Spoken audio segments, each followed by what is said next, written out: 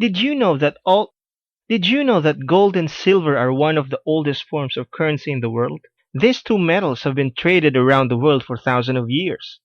Printed money doesn't even come close to the value of gold and silver. In many ways, people still consider it as the de facto standard for currency. In the past, gold has always been known as a symbol of the rich and the elite. Silver is also precious but in more functional ways. Gold, we see it as jewelry and silver as silverware. Gold and silver is a sign of money and power. They are soft enough to be molded into different forms, and its form gives beauty that entrances people. Unlike currency in the form of paper money, you can't print it out of thin air, so it is inherently valuable. The gold standard is what governments use as a comparison of currency. When a government is using the gold standard, it means that they are basing their currency and valuations on a worth equal to an amount in precious metals, namely gold and silver. The United States used to use the gold standard. In our next video, we will look at why the price of gold and silver is rising.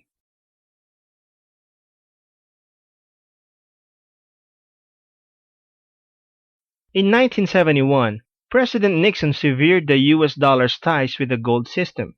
The US Treasury was running out of gold as more and more people were exchanging their US dollars back to gold.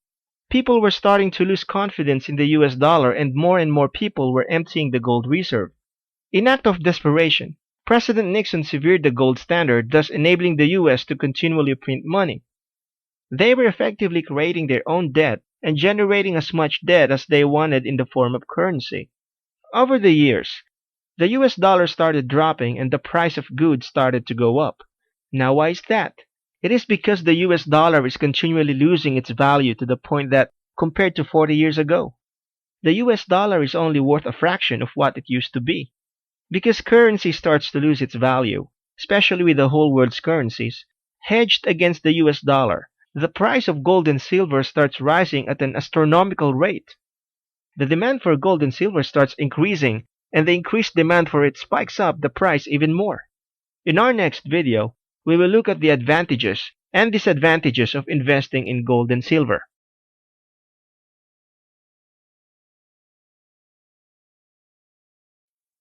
Advantages. Preserve your wealth. Anyone can trade gold for any other currency if anything happens to a country's currency. Jewels are made of gold or silver can also be easily traded. You can find other buyers for your form of currency because gold and silver is a universal currency. Disadvantages. You can't easily liquidate your metals. You will need to find buyers. The spread can be high. In other words, you will pay a lot of commission to gold and silver sellers. It is a defensive strategy. Even if you gain money through gold, your currency devalues. You do not earn interest from the bank. Next, we will look at 5 questions to ask yourself before making any investment.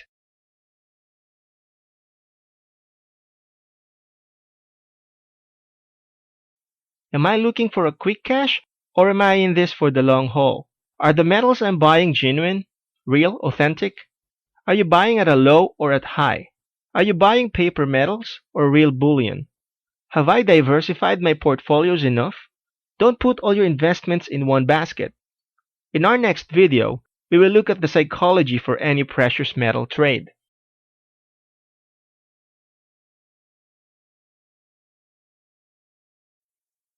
A trader's mindset is very important. Psychology is infinitely more important than how much you have to invest. A trader with little money but strong psychology is infinitely better than a trader with a weak mind and lots of money. Why is that?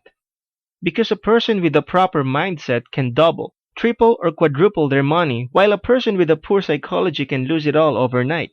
The key is to be detached with your money.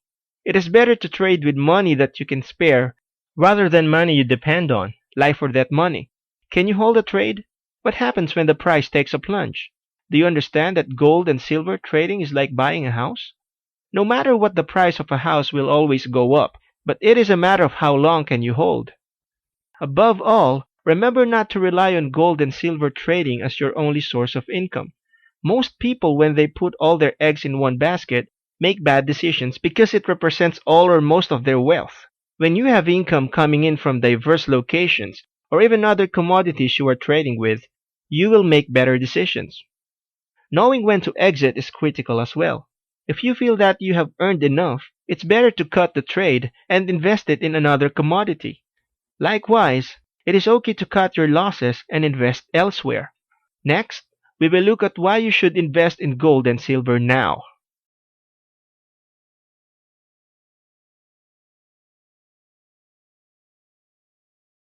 Start diversifying your assets.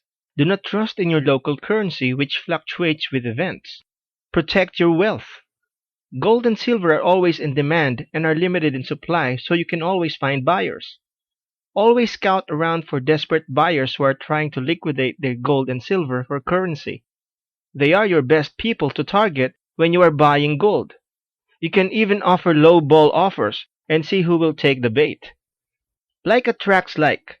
So the more wealth you store away, the more you are likely to attract. Besides, keeping it as precious metals is a form of saving. You are not tempted to spend your money. And remember that a penny saved is a penny earned. There you have it. Be sure to invest wisely.